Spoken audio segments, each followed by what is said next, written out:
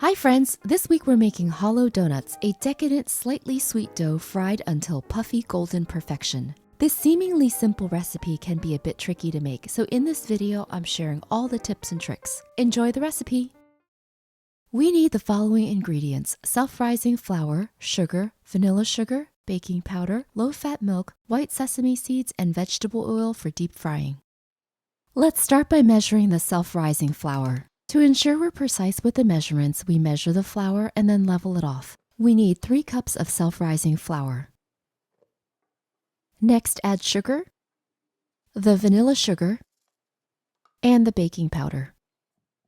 Using the dough hook, we blend everything together on low for about 30 seconds.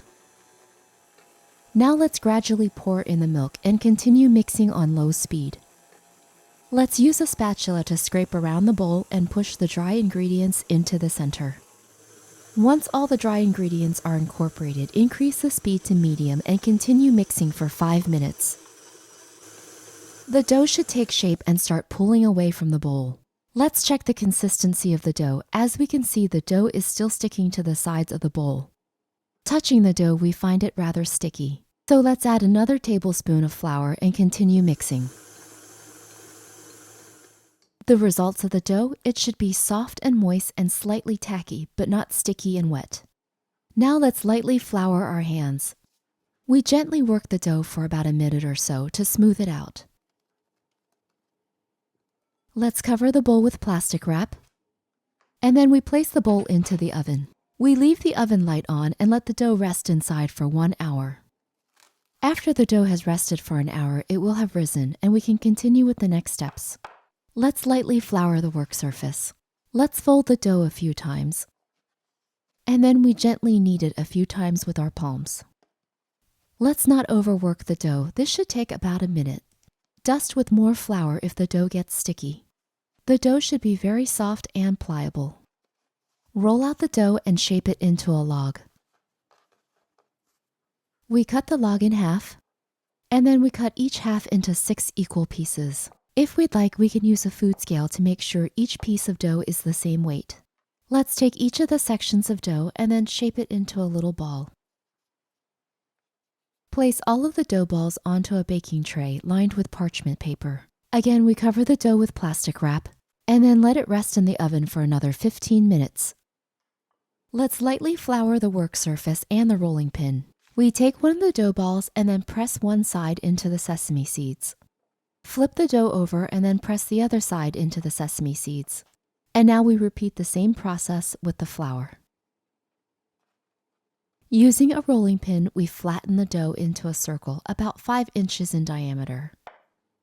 When we're finished, we should have this nice circle of dough that's a little bit less than 1/4 of an inch thick.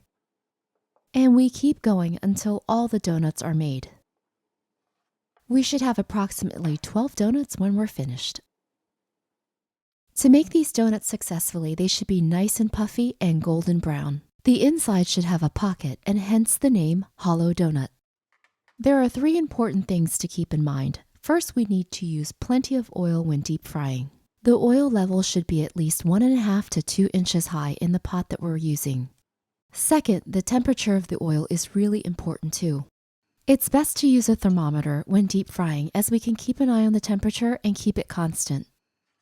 So now we heat up the oil until it's 360 degrees. This is the ideal temperature for deep frying these donuts, but anywhere between 355 to 370 degrees is just fine.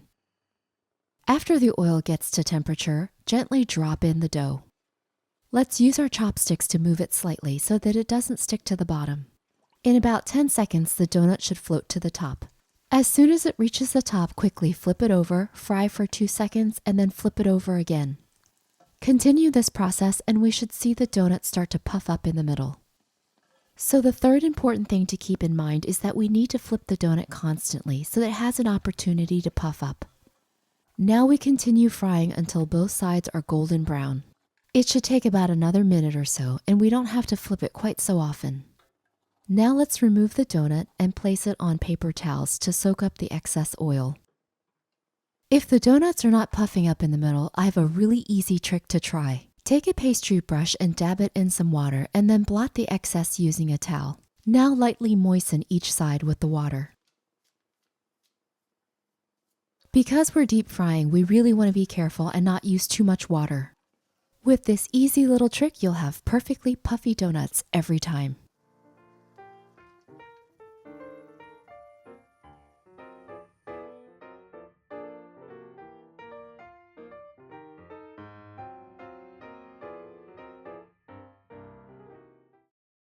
Hi, I hope you've enjoyed this easy how-to video. If you have any questions or comments, please feel free to post below. For full recipes, check out runawayrice.com. I work on new recipes each week, so please subscribe to my channel to stay tuned. This is Trang wishing you good eating and good health. Thanks for watching.